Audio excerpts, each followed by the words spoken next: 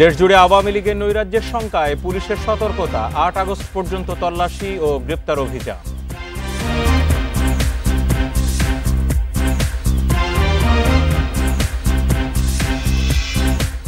BNP জামায়াতের সঙ্গে যোগাযোগে চীনকে বাধা দেয় আওয়ামী লীগ, জানান রাষ্ট্রদূত। বিচ্ছিন্ন রাখা হয় ১ দশক।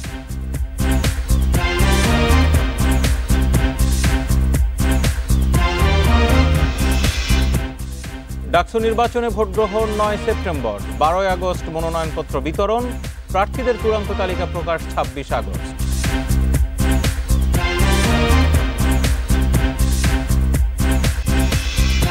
নির্বাচন সামনে রেখে খসড়া ভোটার তালিকা প্রকাশ ১০ আগস্ট, আপত্তি নিষ্পত্তির পর চূড়ান্ত তালিকা ৩১ আগস্ট।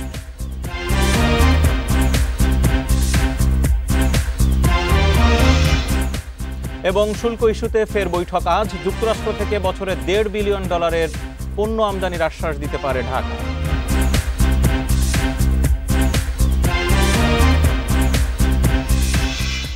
স্বাগত বিরতিহীন রাত ৯টার বাংলাদেশে আপনাদের সাথে আছি জাহিদুল বাশার। এবার যাব পুরো খবরে। কার্যক্রম স্থগিত হওয়া আওয়ামী লীগের নেতাকর্মীরা ৮ আগস্ট পর্যন্ত দেশব্যাপী নৈরাজ্য, সহিংসতা ও হামলা চালাতে পারে। এই শঙ্কায় বিশেষ সতর্কতা জারি করে সোমবার একটি বিবৃতি দিয়েছে পুলিশ। পরে মঙ্গলবার পুলিশের বিশেষ শাখা এসবি জানিয়েছে, সন্দেহভাজন যানবাহনে তল্লাশি ছাড়াও গ্রেপ্তার অভিযান এবং অনলাইন ও গোয়েন্দা নজরদারি জোরদারের নির্দেশও দেওয়া হয়েছে।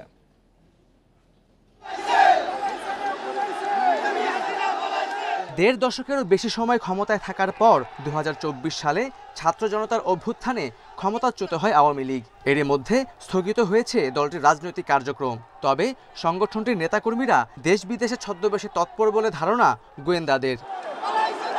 দলটির সহিংসতা বা হামলার পরিকল্পনা করতে পারে এমন শঙ্কায় আগামী ১১ দিন দেশজুড়ে বিশেষ সতর্কতা জারি করেছে আইন শৃঙ্খলা বাহিনী।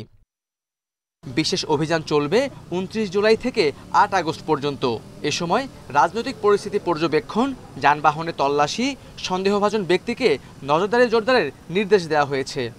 হয়তো তাদের কাছে ইন্টেলিজেন্স থাকতে পারে, সেই প্রেক্ষিতে তারা হয়তো অধিকতর সতর্কতার জন্য আমাদেরকে আগে থেকে এটা জানাইছে, সো দ্যাট পুলিশ যে ইউনিটগুলো আছে তারা যেন আরও সক্রিয় থাকে, সজাগ থাকে, যেন কোনো ধরনের নাশকতা বা আমাদের জানমালের বা পাবলিক সেফটি এবং সিকিউরিটির কোনো হ্যাম্পার্ড না হয়। গুরুত্বপূর্ণ স্থাপনায় নিরাপত্তা জোরদার, সাইবার নজরদারি এবং গ্রেপ্তার অভিযান জোরদারের নির্দেশও দেয়া হয়েছে। ফেসবুক, ইউটিউব এবং আরও অন্যান্য যে সোশ্যাল মিডিয়াগুলো, এই প্ল্যাটফর্মগুলো, ওপেন প্ল্যাটফর্মগুলো, এগুলো ইউজ করেই এটা ধারণা করতেছে যে এটা হতে পারে। এই জন্যই পুলিশি এবং অন্যান্য ল এনফোর্সিং এজেন্সি সকলে এটার ব্যাপারে সতর্ক আছে।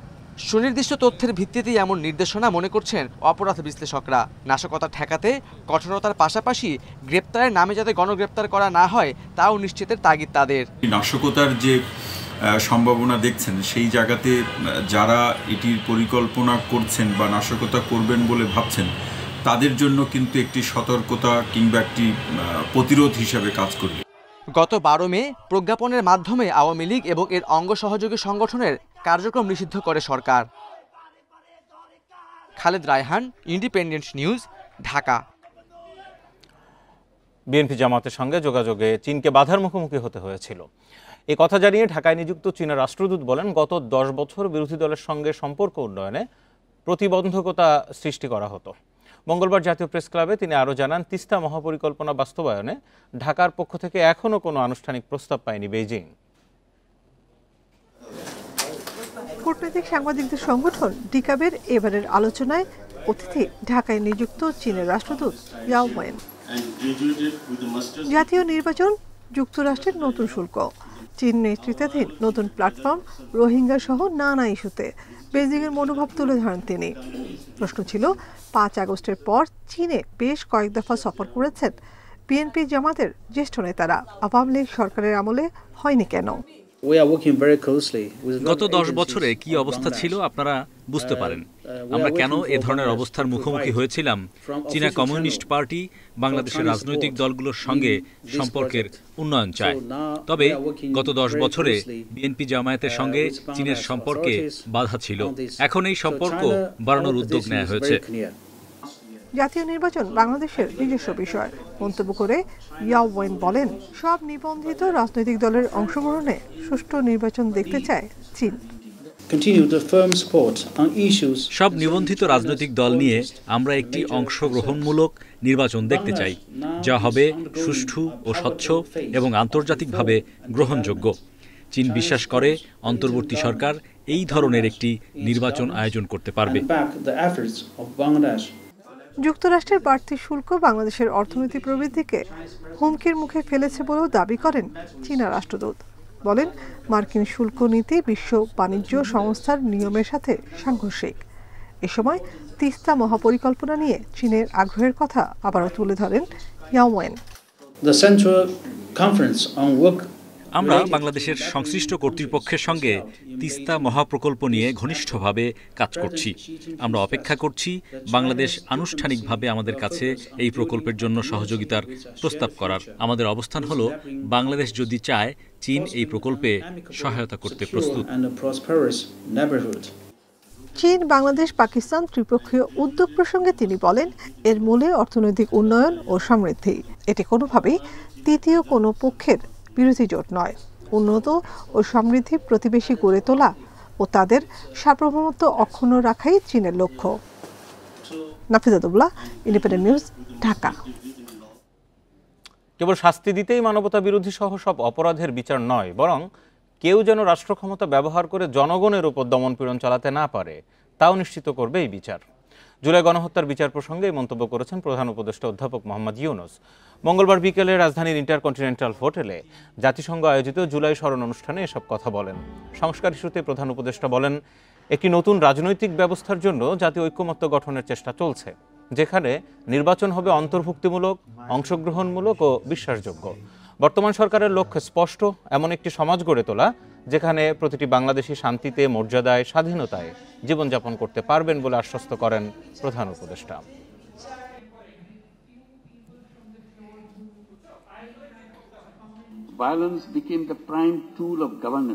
সংস্কার কর্মসূচির পাশাপাশি গুরুতর মানবাধিকার লঙ্ঘনে দায়ীদের আইনি জবাবদিহিতা নিশ্চিতের চেষ্টা করছি আমরা।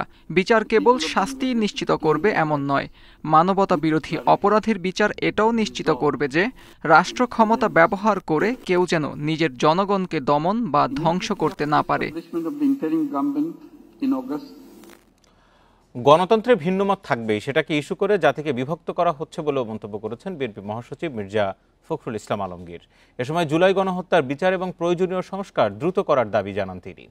বিএনপি মহাসচিব বলেন, তবে রাষ্ট্রের গভীর থেকে সংস্কার করতে হবে, নইলে আবার স্বৈরাচার ফিরে আসবে।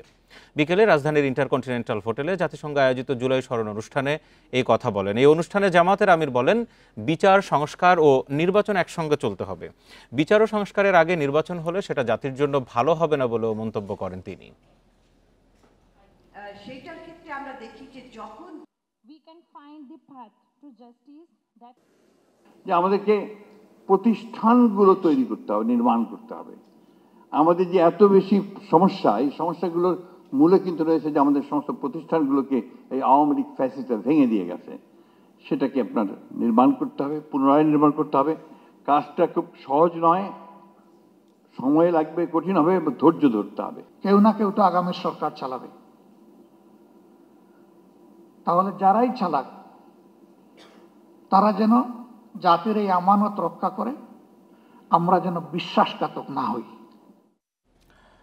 এদিকে পিআর পদ্ধতিতে নির্বাচন বাংলাদেশের জন্য উপযোগী নয় বলেও মন্তব্য করেছেন বিএনপি মহাসচিব মির্জা ফখরুল ইসলাম আলমগীর। বলেন, দেশের মানুষ এখনো এই বিষয়ে জানেই না। জাতীয় প্রেস ক্লাবের প্রয়াত ছাত্রদল নেতা শফিউল বারী বাবুর স্মরণে আয়োজিত এক অনুষ্ঠানে এই কথা বলেন। এ সময় সংস্কার নিয়ে বিএনপি ভীত নয় বলেও জানান মির্জা ফখরুল। রাজধানীর প্রেস ক্লাবে ছাত্রদল ও স্বেচ্ছাসেবক দলের সাবেক নেতা শফিউল বারী বাবুর পঞ্চম মৃত্যুবার্ষিকী উপলক্ষে আয়োজন করা হয় স্মরণ সভার। দীর্ঘদিনের একটা সম্পর্ক ছিল সেই সকল। এতে যোগ দিয়ে বিএনপির সিনিয়র নেতারা তার ত্যাগ ও অবদানকে স্মরণ করেন, সেই সাথে কর্মীদের তার মতো নির্ভীক ও আদর্শবান হওয়ার আহ্বান জানান। খুব ছোটবেলা থেকেই শহীদ রাষ্ট্রপতি জিয়া রহমানের আদর্শে রাজনীতিতে উদ্বুদ্ধ হয়ে ছাত্র জীবনেই তার রাজনীতির হাতে ঘড়ি। লক্ষ্মীপুরে গিয়ে দেখি লক্ষ্মীপুর শহরে লুঙ্গি পরা, স্যান্ডেল পরা, প্যান্ট পরা, পাজামা পরা হাজার হাজার মানুষ তার সম্বর্ধনা হাজির হয়েছে। সভায় এ সময় শফিউল বারীর রাজনৈতিক দূরদর্শিতার কথা তুলে ধরেন বিএনপি মহাসচিব। বলেন, অত্যাচার নির্যাতনের মুখেও আন্দোলন চালিয়ে গেছেন তিনি, হয়ে উঠেছেন অনেকের জন্য অনুপ্রেরণার উৎস। সেই মুহূর্তটা আমার এখনো মনে আছে, যখন এখানে বাবুকে মাথায় পিস্তল ধরে নিয়ে যাচ্ছিল, আমরা এখানে ফুটপাথে একটা সভা করছিলাম, পুলিশ ঝাঁপিয়ে পড়েছিল, পা দড়িতে বেঁধে ঝুলিয়ে পিটিয়েছে, কিন্তু আমাদের ছেলেরা কেউ আত্মসমর্পণ করেনি, কেউ মুচলিকা দেয় নাই। নির্বাচন প্রসঙ্গে মির্জা ফখরুল বলেন, কিছু রাজনৈতিক দল পিআর পদ্ধতি চায়, কিন্তু সাধারণ মানুষ বিষয়টি বোঝে না বলে দাবি করেন তিনি। আনুপাতিক হারে প্রতিনিধি আপনার পার্লামেন্টে লোয়ার হাউসে, এটা আমাদের দেশের মানুষ বোঝেই না। তারা বলে পিআর কি জিনিস ভাই? যারা এখনো ইভিএম এ ভোট দিতে পারে না, বোঝে না ঠিক মতো, যার ফলে ইভিএম এ ভোট দেয় না, তার পিআর বুঝবে কি করে? এদিকে রাষ্ট্র সংস্কারে ঐকমত্য কমিশনের সাথে রাজনৈতিক দলগুলোর 12টি বিষয়ে ঐকমত্য হওয়ায় কমিশনকে সাধুবাদ জানান বিএনপি মহাসচিব। জাতীয় অনুপ্রাণিত হয়েছে, আশান্বিত হয়েছে, সেই সময়টাতে নির্বাচন দিন। Rifat Alam, independent news, Dhaka. বাংলাদেশের স্থপতিদের বাদ দিয়ে একজনকে জাতির পিতা করা হয়েছে বলে মন্তব্য করেছেন এনসিপির আহ্বায়ক নাহিদ ইসলাম। বলেন, মুজিববাদীদের এদেশ থেকে বিতাড়িত করা হবে। আরেক নেতা হাসনাত আবদুল্লাহ অভিযোগ করেন, সেনাবাহিনীকে যথেচ্ছাচার ব্যবহার করেছেন শেখ হাসিনা। টাঙ্গাইল ও গাজীপুরে পথসভায় এসব কথা বলেন এনসিপির নেতারা। টাঙ্গাইলে জুলাই অভ্যুত্থানে হতাহতদের স্বজনদের সাথে মতবিনিময় করেছে এনসিপি। পদযাত্রা শেষে শহরের নিরালা মোড়ে পথসভা করে দলটি। এই সময় এনসিপির আহ্বায়ক নাহিদ ইসলাম মন্তব্য করেন, মাওলানা ভাসানী না থাকলে শেখ মুজিব তৈরি হতো না। বাংলাদেশে শুধু একজন নয়, কয়েকজন জাতির পিতা রয়েছেন। শেরেবাংলা ফজলুল হক, মাওলানা ভাসানীর মতো মহান রাজনৈতিক পুরুষ যারা এই বাংলাদেশের স্থপতি, তাদেরকে দিয়ে এই বাংলাদেশের জাতির পিতা শুধু একজন ব্যক্তিকে ঘোষণা করা হয়েছে, একজন ব্যক্তিকে পূজা করা হয়েছে গত 54 বছর ধরে। কিন্তু মাওলানা ভাসানীরা না থাকলে শেখ মুজিব কখনো তৈরি হতে পারত না। পরে এনসিপির পদযাত্রা যায় গাজীপুরে। শ্রীপুরের পথসভায় নাহিদ বলেন, এদেশে মুজিববাদীদের ঠাঁই হবে না। বাংলাদেশের 64টি জেলায় আমরা গিয়েছি, যাব, এবং আমরা ঘোষণা করেছি বাংলাদেশের প্রত্যেকটি ইঞ্চি মাটি থেকে আমরা মুজিববাদীদের বিতাড়িত করব। রাজবাড়ীতে পথসভায় হাসনাত আবদুল্লাহ বলেন, আইনশৃঙ্খলা বাহিনীকে রাজনৈতিক লাঠিয়ালে পরিণত করেছিল শেখ হাসিনা। পুলিশকে কেউ যাতে রাজনৈতিকভাবে ব্যবহার না করতে পারে, সেজন্য প্রয়োজন সংস্কার। হাসিনা আর্মিকে একটা রাজমিস্ত্রিতে পরিণত করেছে, কনস্ট্রাকশন কোম্পানিতে পরিণত করেছে। এনসিপি যদি সুযোগ পায়, আমরা অবশ্যই বাংলাদেশে প্রতিরক্ষা ব্যবস্থায় আমরা অবশ্যই সমৃদ্ধ হব। বুধবার নরসিংদী ও সাভারে পদযাত্রা করবে এনসিপি। তাপস সরকার, ইন্ডিপেন্ডেন্ট নিউজ। তত্ত্বাবধায়ক সরকার নিয়ে সবাই একমত, কিন্তু প্রধান উপদেষ্টা নিয়োগে জটিলতা কাটেনি, এমন মন্তব্য করেছেন বিএনপির স্থায়ী কমিটির সদস্য সালাউদ্দিন আহমেদ। নিয়োগের বিষয়টি সংসদে নির্ধারণের পরামর্শ দেওয়া হয়েছে বলে জানান তিনি। বিকেলে ফরেন সার্ভিস একাডেমিতে ঐকমত্য কমিশনের সংলাপ শেষে এসব কথা বলেন। এ সময় সালাউদ্দিন আহমেদ আরও বলেন, রাষ্ট্রীয় সাংবিধানিক প্রতিষ্ঠানগুলোকে সংবিধানে অন্তর্ভুক্ত করা হলে দুর্বল হবে নির্বাহী বিভাগ। বলেন, সংবিধানে প্রতিষ্ঠানের নিয়োগ বিধি না রেখে কঠোর আইনের মাধ্যমে জবাবদিহিমূলক ব্যবস্থায় ফিরিয়ে আনার প্রস্তাব দেওয়া হয়েছে। বৈঠক শেষে এনসিপির সদস্য সচিব আখতার হোসেন বলেন, সরকারের ক্ষমতা হস্তান্তরের প্রক্রিয়া নিয়ে সংকট তৈরি হয়েছে। বিচার বিভাগকে এর বাইরে রাখার বিষয়ে একমত সবাই।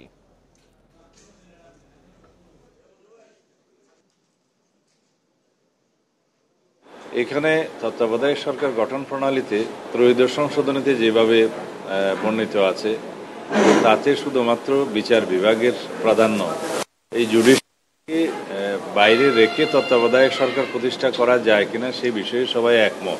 ঐকমত্য কমিশনে রাজনৈতিক দলগুলো তত্ত্বাবধায়ক সরকারকে ফিরিয়ে নিয়ে আসার ব্যাপারে আমরা সকলেই একমত। মোটা থেকে একটা একমতের জায়গা হলো যে, পূর্বে ত্রয়োদশ সংশোধনীতে যেভাবে বাধ্যতামূলকভাবে সাবেক বিচারপতিদেরকে তত্ত্বাবধায়ক সরকারের প্রধান উপদেষ্টা করার বিধান করা হয়েছিল, সেই জায়গাটা আমরা রাখার পক্ষপাতী নই। ডাকসু হল সংসদ নির্বাচন অনুষ্ঠিত হবে 9 সেপ্টেম্বর সকাল 8টা থেকে বিকেল 3টা পর্যন্ত চলবে ভোট গ্রহণ। ওই দিনই ঘোষণা করা হবে ফল। মঙ্গলবার ঢাকা বিশ্ববিদ্যালয়ের সিনেট ভবনে এক সংবাদ সম্মেলনে নির্বাচনের তফসিল ঘোষণা করেন প্রধান রিটার্নিং কর্মকর্তা অধ্যাপক ডক্টর মোহাম্মদ জসিমউদ্দিন। এদিকে নির্বাচন নিয়ে মিশ্র প্রতিক্রিয়া জানিয়েছে ছাত্র সংগঠনগুলো। গত 5 আগস্ট ছাত্র জনতার গণঅভ্যুত্থানের মুখে স্বৈরাচার শেখ হাসিনা সরকারের পতনের পর থেকে বিশ্ববিদ্যালয়ে নিয়মিতভাবে ছাত্র সংসদ নির্বাচনের দাবি তোলে শিক্ষার্থীরা। এরই অংশ হিসেবে ডাকসু নির্বাচনের তফসিল ঘোষণা হয়েছে। আগামী 9 সেপ্টেম্বর এই নির্বাচন অনুষ্ঠিত হবে। তফসিল অনুযায়ী খসড়া ভোটার তালিকা প্রকাশ 30 জুলাই আর চূড়ান্ত ভোটার তালিকা 11 আগস্ট। মনোনয়নপত্র বিতরণ 12 আগস্ট থেকে 18 আগস্ট আর জমাদানের শেষ তারিখ 19 আগস্ট। প্রার্থীদের চূড়ান্ত তালিকা প্রকাশ হবে 26 আগস্ট। ভোটের ফলাফল প্রকাশ 9 সেপ্টেম্বর 2025 মঙ্গলবার ভোট গণনার পরপরই হল সংসদ সংশ্লিষ্ট কেন্দ্র থেকে ডাকসু সমন্বিতভাবে নবাব নোয়াব আলী চৌধুরী সিনেট ভবন সিনেট সভা কক্ষে। এদিকে তফসিল ঘোষণাকে স্বাগত জানিয়েছে ছাত্র অধিকার পরিষদ ও ইসলামী ছাত্র শিবির। বিদ্যালয় থেকে ছাত্র সংসদ নির্বাচনের ভিতর দিয়ে যদি নির্বাচনের সূচনা হয়, শুভ সূচনা হয়, এটা বাংলাদেশের মানুষের জন্য একটা উৎসবমুখর একটা ভালো একটা মেসেজ হবে। দীর্ঘ সময়ে শিক্ষার্থীদের যে দাবি ছিল ডাকসুর, সেই দাবি বাস্তবায়নের দিকে এগিয়ে যাচ্ছে প্রশাসন এবং আমরা এটাকে সাধুবাদ জানাই। তবে তফসিল ঘোষণা হলেও নির্বাচন নিয়ে সংশয়ে গণতান্ত্রিক ছাত্র সংসদ আর প্রশাসনের ভেতরে এখনো স্বৈরাচারের অনেক দোষর রয়ে গেছে। তাই সুষ্ঠু নির্বাচন হওয়া নিয়ে সংশয়ে ছাত্রদল। একটা গ্রহণযোগ্য ডাকসু নির্বাচন আয়োজন করার জন্য, যেখানে নিয়মিত শিক্ষার্থীরা ভোটের মাধ্যমে তাদের প্রতিনিধি নির্বাচন করবে। কারণ আমরা দেখেছি যে ডাকসু বাংলাদেশের ইতিহাসে সবসময় গুরুত্বপূর্ণ ভূমিকা পালন করে এসেছে। বিশ্ববিদ্যালয়ের শিক্ষকরা যারা আওয়ামী লীগের দোষর ছিল, তাদের যে একটা বিশ্ববিদ্যালয়ের পক্ষ থেকে যে বিচার প্রক্রিয়া, সেটি শুরু করা যায়নি। ছাত্র সংসদ নির্বাচনের আগে ঢাকা বিশ্ববিদ্যালয় কর্তৃপক্ষ অন্তত এই পুরো প্রক্রিয়াগুলোকে অন্তত একটা ইতিবাচক দিকে এনেই যদি ছাত্র সংসদ নির্বাচন করে, তাহলে এটি অত্যন্ত গুরুত্ব আরোপ হবে বলে মনে হয়। এদিকে বিশ্ববিদ্যালয় কর্তৃপক্ষ বলছে ডাকসু নির্বাচন সুষ্ঠুভাবে করতে সব ধরনের ব্যবস্থা নেওয়া হচ্ছে। নূরে আলম, ইন্ডিপেন্ডেন্ট নিউজ, ঢাকা। ত্রয়োদশ জাতীয় সংসদ নির্বাচনকে সামনে রেখে আগামী 10 আগস্ট খসড়া ভোটার তালিকা প্রকাশ করবে নির্বাচন কমিশন। দাবি আপত্তি নিষ্পত্তির পর 31 আগস্ট প্রকাশ করা হবে চূড়ান্ত ভোটার তালিকা। মঙ্গলবার এই তথ্য জানায় ইসি। দাবি আপত্তি যদি কারো থাকে, তাদের জন্য সময় দেওয়া হবে 21 আগস্ট পর্যন্ত। ভোটার তালিকা আইন সংশোধন দেরিতে হওয়ার কারণে কমিশন সিদ্ধান্ত নিয়েছিল প্রথমে একটি সম্পূরক ভোটার তালিকা প্রকাশ করার, কিন্তু তা প্রকাশের আগে আইন সংশোধন হয়ে আসায় এখন ত্রয়োদশ জাতীয় সংসদ নির্বাচনকে সামনে রেখেই একটি পূর্ণাঙ্গ ভোটার তালিকা প্রকাশের কার্যক্রম হাতে নেওয়া হয়েছে। এর আগে সিনিয়র সচিব আখতার আহমেদ জানিয়েছিলেন, খসড়া ভোটার তালিকায় যে 44,66,000 নতুন ভোটার যুক্ত হয়েছেন, দ্রুতই এই তালিকা প্রকাশ করা হবে। সবশেষ হালনাগাদ তথ্য অনুযায়ী বর্তমান দেশে ভোটার সংখ্যা 12,37,32,274 জন। এই ছিল আজকের সংবাদে। এতক্ষণ সাথে থাকার জন্য ধন্যবাদ।